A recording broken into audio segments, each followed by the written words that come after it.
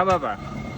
તો આમાં છે ને કાંગ ખંડાય, હા હા શેણા ખંડાય, હા પછી બનતી ખંડાય, હા ડાંગર ખંડાય, પૂતળા ખંડાય. પેલા ઘઉં નતા પૂતળા હતા.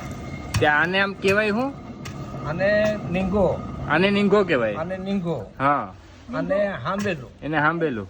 હા અટાણે ક્યાંય જોવા મળે આ લીંગો ને હાંભેલું? ક્યાંય નહીં, અમારે મેં રાખ્યું હતા. તમે રાખ્યું? કેટલા વર્ષ જૂનું હશે? અને ઓપરો છે હે આ બાબા કયા લાકડાથી બનતું આ?